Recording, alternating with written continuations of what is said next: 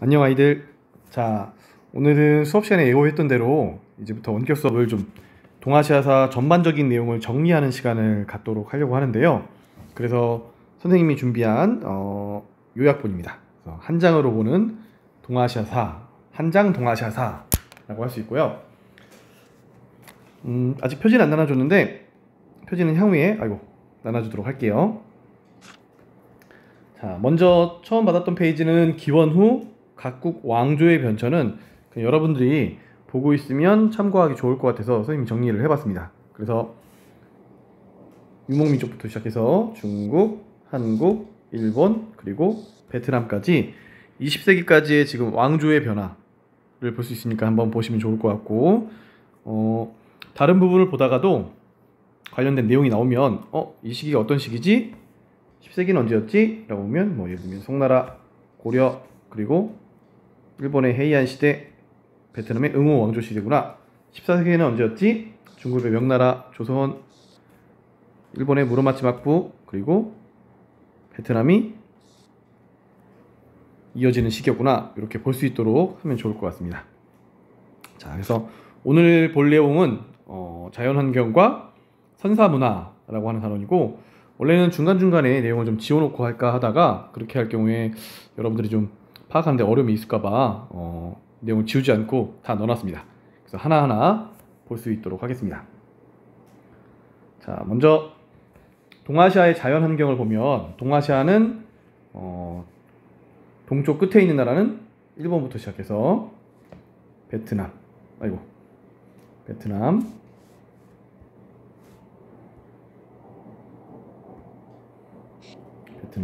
티베트, 그리고 북쪽 끝으로는 몽골, 남쪽 끝으로는 베트남, 이런 나라들이 있고 그 중심에 한국과 중국이 있다는 걸 볼 수 있죠. 그래서 국가로는 중국, 한국, 일본을 볼 거고 베트남을 조금 본 다음에 몽골도 좀 보겠습니다. 티베트의 경우에는 현재는 따로 독립적인 국가가 아니죠. 중국 영토에 포함되어 있기 때문에 볼 수 있을 것 같고요. 동아시아의 자연환경은 동경으로는 73도부터 145도까지이고 계절풍은 여름에는 동남풍이, 겨울에는 북서풍이 불고 있는 특징을 보이고 있습니다. 그리고 자연환경에서 특징은 뭐였냐면 비가 강수량이 얼마큼 내리느냐, 굉장히 중요한 문제였었죠. 그래서 강수량이 400mm, 800mm를 기준점으로 삼아서 400mm 이하의 경우에는, 사실 거꾸로 했으면 더 좋았을 텐데, 유목민족, 유목지역이 되겠고 400mm에서 800mm면 반농사, 800mm 이상이면 농동사 지역이라고 우리가 볼 수 있었습니다. 그래서 유목사회의 특징과 반농사 지역, 논농사 지역의 특징을 알아볼 수 있었는데, 유목사회는 계절에 따라서 이동생활을 했고, 이동생활을 하다 보니까 좋은 집을 만들 필요 없죠. 게르라고 불리는 이동식 가옥을 만들었고, 부족 단위로 생활하면서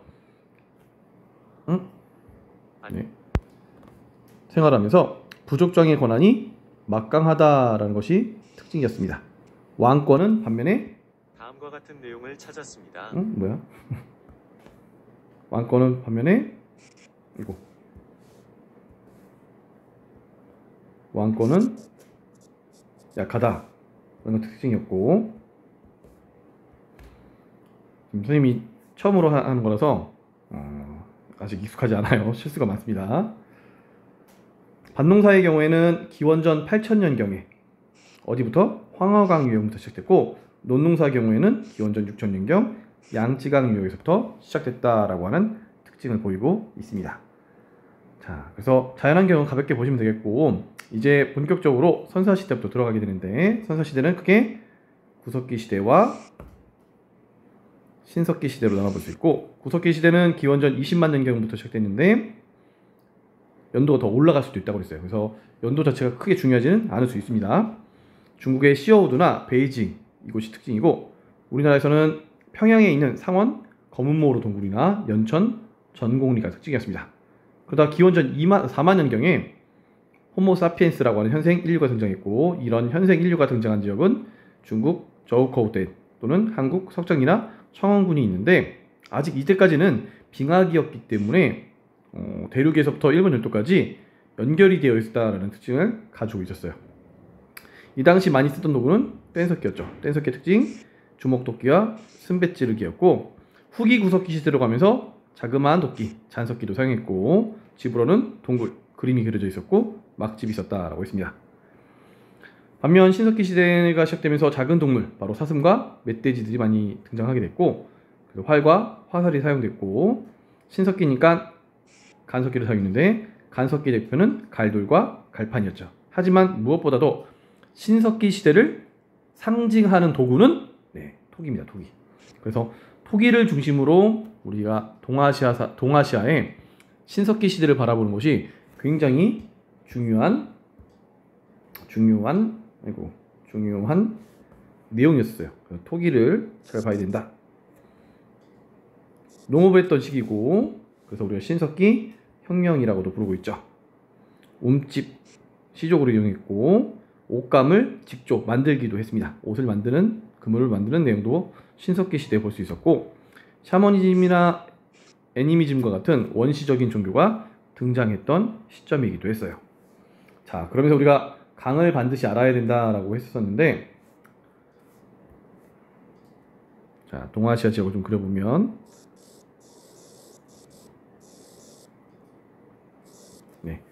우리가 알아야 되는 강들이 있었죠. 예를 들면 이렇게 흘러가는 강, 야오허 강, 이렇게 흘러가는 강, 황허강, 이렇게 남쪽으로 흘러가는 강, 창장강 또는 양쯔강이라고도 불렸습니다. 이런 지역을 중심으로 해서 나타나게 되었던 우리 신석기 문화를 지금 중국은 이렇게 나눴다는 거죠. 먼저 랴오허 지역,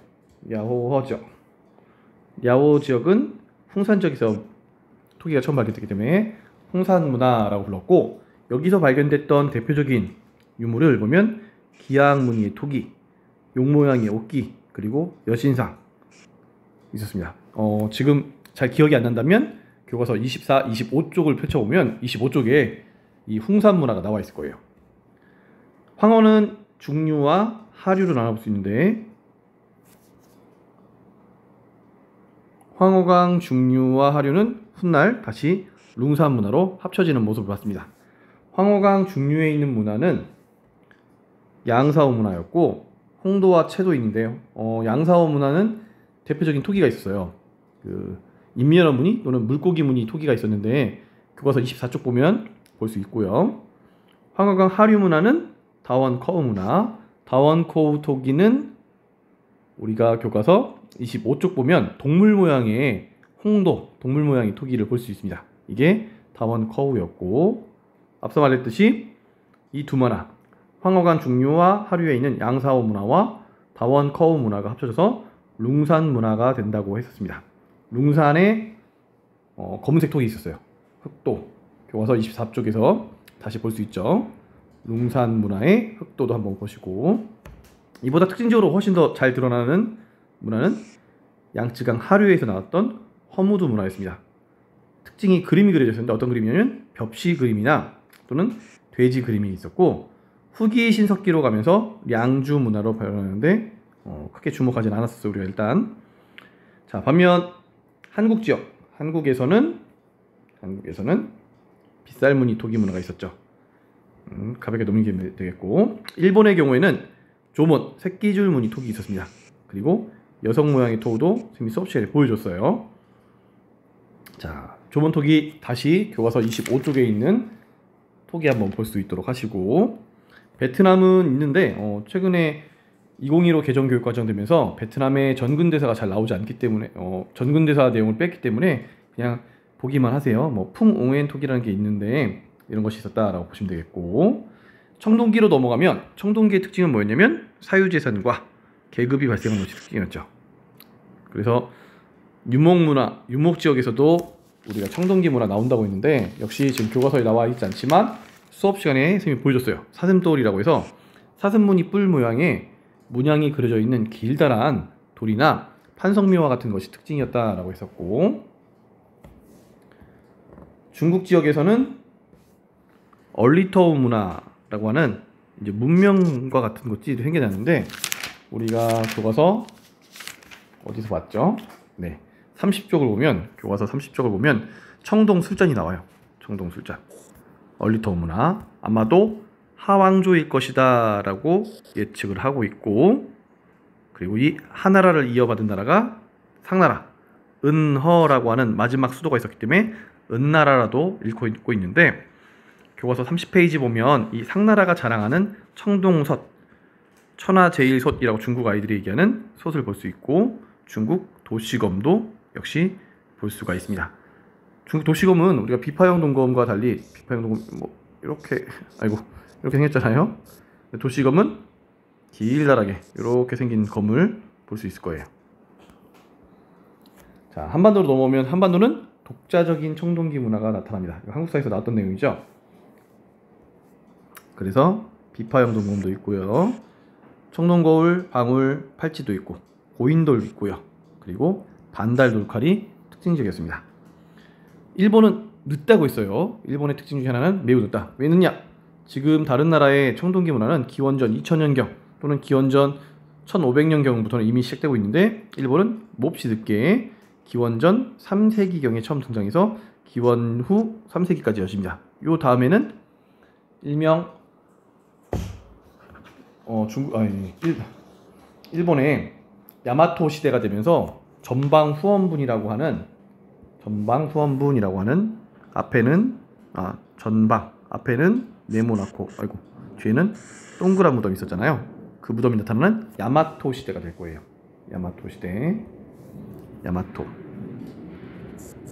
그 이전의 이전의 시대를 청동기, 철기, 그리고 벼농사가 함께 시작되는 야요이 시대라고 하는데, 야요이 시대, 아마도 한반도로부터 도래했을 것이다. 왜냐면 청동기와 철기와 벼농사가 한꺼번에 나타나는 모습이 흔하지 않는 모습이기 때문이죠.